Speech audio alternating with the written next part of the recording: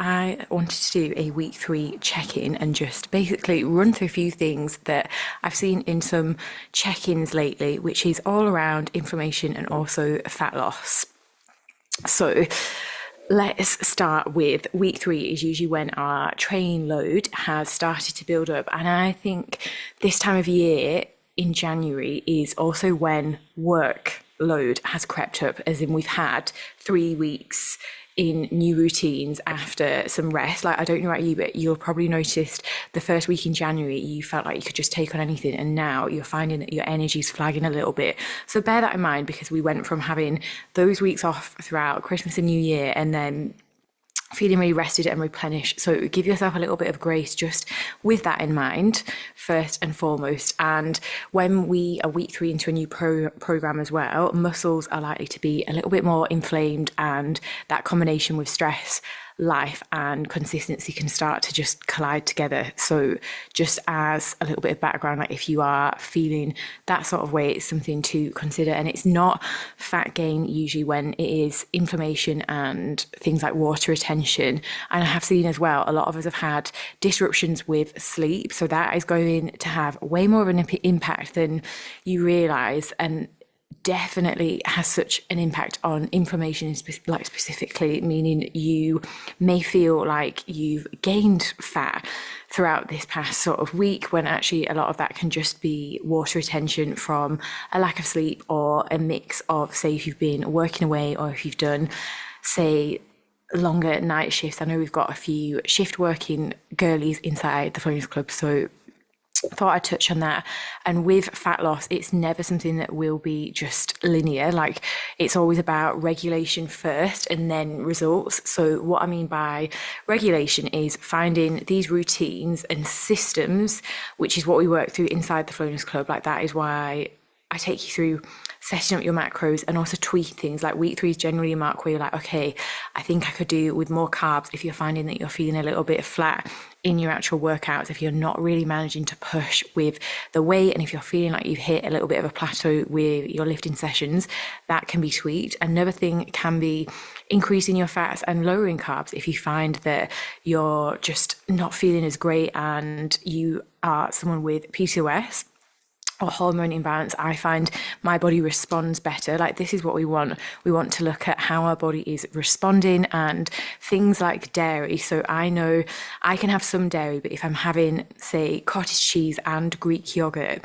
each day, I get an inflammatory response basically. And we're also unique. Like, this isn't a one size fits all. So I have tested and tweaked, and this is what this journey is all about as well. It is about trying certain things. I know I can have a yogurt bowl a day, for example, but if I start adding in cheese and cottage cheese on top of that, I have quite an awful response. My skin breaks out and I just feel puffy. My face is puffy. And these are things that are really important to tune into first and foremost. So I've got some things that I also wanted to chat through.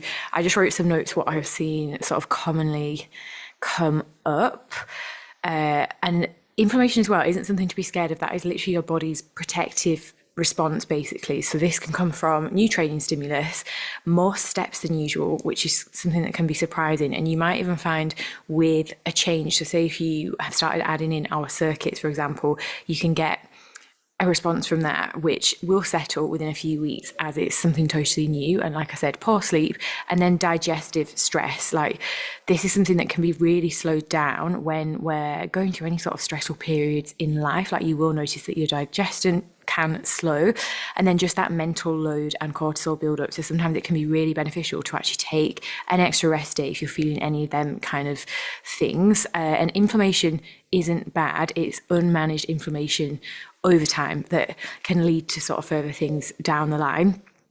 And that's when things like chronic inflammation can come into things, and that's when we hit stalled progress totally. So I wanted to go through some inflammation, how many times I'm going to say that word, reducing behaviors. So we want to be training with intention this week, not punishment. So if you need that extra bit of rest, take it for absolute sure at week 3, and then thinking about quality reps over adding in extra reps. This is a massive one. Like, I would much rather you be getting better quality actual reps than just aiming to add an extra 5 for the sake of it.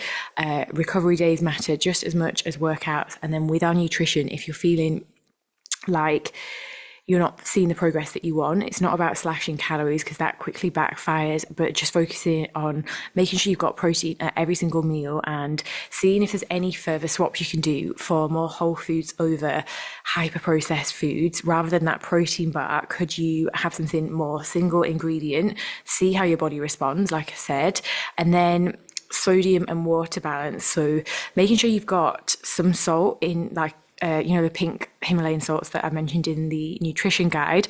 So adding that to at least 1 to 2 meals, and not just 1 crack, but 3 cracks. This can really help with just how you feel on a whole, and also with water retention.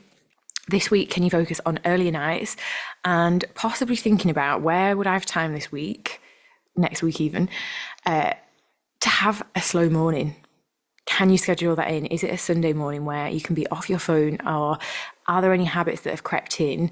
For me, I found this week really useful to focus on the first hour of the day phone free.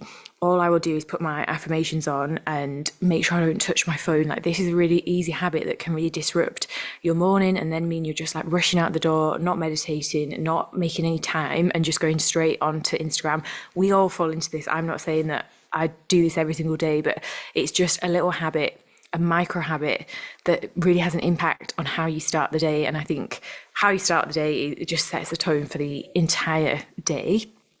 Then with your walks, can you space them out a little bit better to regulate, so you're not just thinking about burning, but just how can I make my days flow a little bit better? Can you get a walk after lunch or after meals to help as well with your digestion? And that is a big one. I try and get out if I'm ever feeling like more bloated, especially the couple of weeks before my period.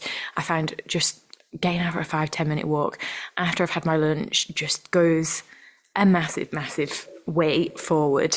And just asking yourself this question: what would supporting my body look like this week instead of controlling it? And they're the main things that I wanted to cover. But week 3 really is where trust